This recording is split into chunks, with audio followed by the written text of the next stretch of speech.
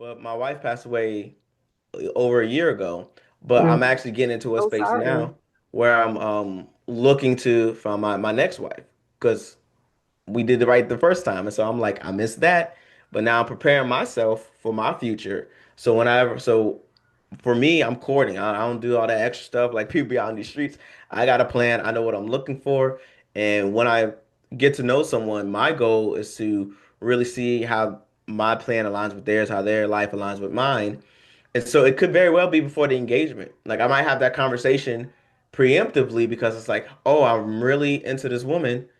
Let me have this conversation so I can now put the Yeah, ring on it. So it just varies. Like, but if the ring is on it, you definitely need to have that before you say I do. Yeah. I agree. But as a man, we should say, okay, if I'm serious about it, let's knock out these serious conversations to see if she's really the one for me. Because you don't want to waste nobody's time. Yeah. Agreed. And so if you guys, you can say, hey, this was a good run, we had a good thing. But if I'm serious about finding my spouse, we got to have this conversation and build on that. And it might not be perfect, it might be scary, but marriage is scary. Yeah. So it's better to get it out the way beforehand. Yeah. But Maurice, what if she fine though, but she got bad spending habits? Can y'all Man, can y'all work on that because she fine? Can y'all work on that, or is just like ain't nobody that fine? I can only speak for myself. Um, and just because being in a mindset space, just a little bit about me. Yeah. I'll say I'm a hard person to date because I'm really big on reading people and understand people like in that profession. So like certain habits I can get. If, she could be the most beautiful woman in the room in the world, but if that personality is not clicking, I'm not going to. And that's just me. Yeah. A lot of you can see online, a lot of guys might not be as strong as me. They might not have the covering like I got. Like the Holy Spirit will be like, yeah, no, she ain't the one. I'm gonna say, okay, on to the next one. Like you come through immediately. If you don't got those connections, um, I really would say you really seriously need to have that conversation. Stick to your plan. Like come to them with a plan. Because if you're in that situation, because a lot of people fold, they're like, Mhm. man, she's so beautiful. Like her personality is amazing and she's beautiful. And then next thing you know, they're arguing, they're struggling financially because they never had that conversation. And then they force it because the attraction's there. And that's why you need to have certain conversations and avoid certain things before you get married. Otherwise, you're gonna be locked into something that's gonna be hard to get out of. Yeah, for sure. I think that's true. I wanted to extend my condolences for your loss, as well. Thank you. Absolutely. And I just, I commend you for even wanting to, I think just the idea of being scary to remarry, it comes in so many different forms. It's not just people who experience divorce, but it's people who Hmm. experience loss. My brother lost his wife of 11 years. Wow. And he was so scared to introduce himself back into the scene of connecting and meeting someone. So I commend you for being willing to, get back out there and for the standards that, because sometimes grief, Hmm. I've talked about grief a lot. I've lost, Yeah. unfortunately, a lot of loved ones, never a spouse. But that, grief can be contaminating to our decision making, Hmm. and so I'm grateful to hear that you're in a place where you can still have really good, standards and not fall victim to some of the things that grief can offer, loneliness and desperation, or just, whatever. So that's really good to hear just on your part. So I just wanted to extend my condolences to you. Mhm. Thank you. And just so people know, like I really went through the grief. Like the first couple of months, like I was bawling. I was like a wreck. And thank God I had praying people, in a great community that always check. To this day, I have close friends and family that always checking in on me. But being in like what I'm trying to build, it was one of those like situations where God was like, okay, put your belief where your mouth is. Right? And that's how I believe I was able to climb out of this traumatic experience because it all happened so fast. Just to She had an unknown illness. It was a rare kidney disease that like came out of nowhere. Next thing you know, we lost her. Um, and and if you want to hear the full story, that is on my podcast. If you want to hear like the full details of it, but it was still just a unfortunate situation that like blindsided the family. But afterwards, just knowing like the life she lived, like she was an amazing woman, on fire for God. Like I'm like, God, if you can bless me to be married again, I know it's gonna be something new, but I know what a good marriage looked like. Like that alone gave me the strength to give me hope again. So it wasn't like I lost her, and it was almost like bittersweet because I know she's with the Lord, and I know she was loving my life, but it's that thought of like, when you experience a good thing, a lot of people don't experience godly marriage, and I was blessed to have that. So me moving forward, it makes it easy to move forward because I'm moving forward in God. Man, Understood. amen. Understood. And I'm glad to hear it. And the three lovely babies, everybody's good. Oh yeah, they're good. I'm an advocate for Jesus in therapy. I did therapy myself. And I just make sure I'm in the best shape possible for my kids, as well. And just really applying like everything I believe. Which this really was a big thing that changed me into wanting to be in this space because I didn't realize how many people were struggling mentally with loss. And then one thing that hurts them is like their finance, especially for men. Like they struggle mentally in the it became a common thing, which is why I was like, okay, let me fixate on this one particular area in the mindset space. Because really what it comes down to is their ability to provide and take care and, cover themselves or their family financially. And that all kind of really just came out of his own thing.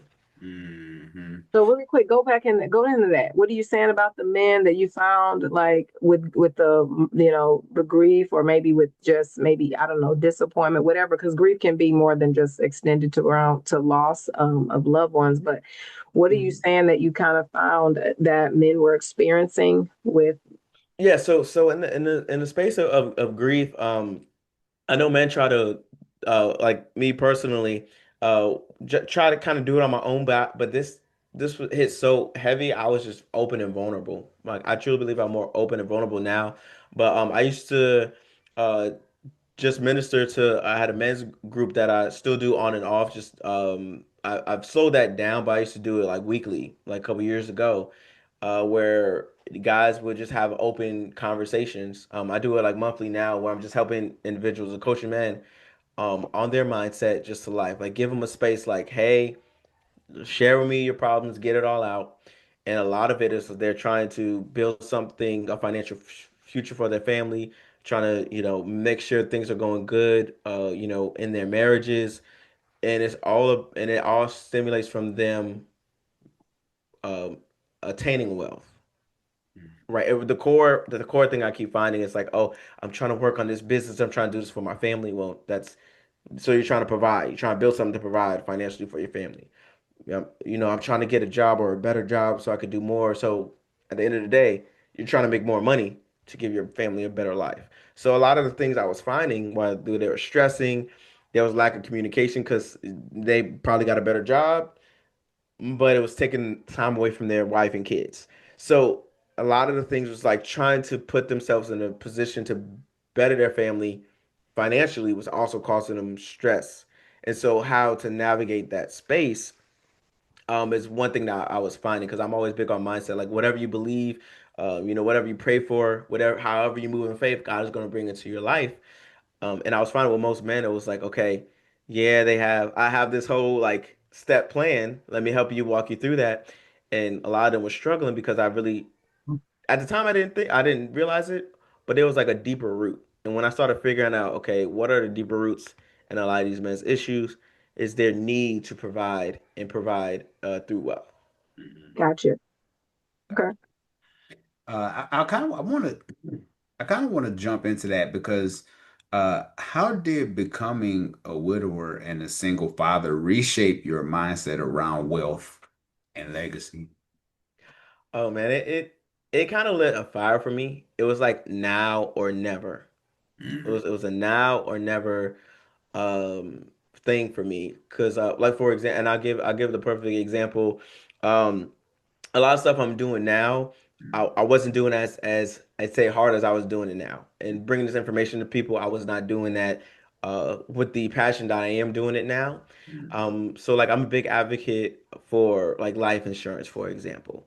So one of the things like back when I first got married, I had life insurance, but and you know I was struggling financially in the beginning, living check to check. One of the first things I dropped was life insurance, and I was dependent on my job, right? But you know, I was like, my job is secure enough, so let me just rely on that. If something happened to me, my family is covered through my job, and so that was the thing for a little bit. But now I'm learning. I have like outside of my job.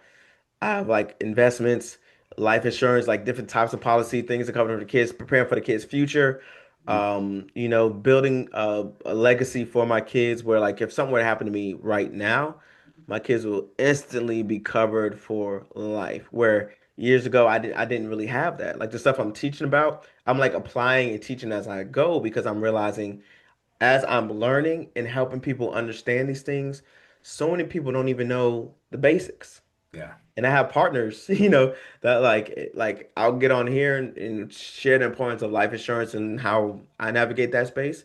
Then I'll get you over to my partner that can set you up. You know, I Hmm. get you over to my partner that can become a homeowner.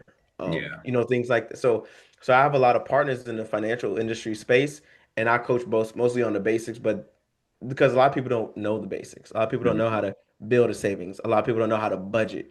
Hmm. Budget, just budgeting alone would change so many people's lives. Yeah. Absolutely.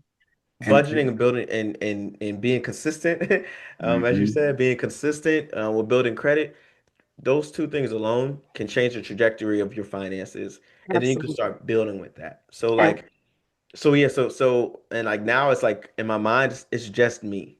So I have to make it happen. Hmm. And I've seen myself just within the past year, I've done more to secure my family's financial future.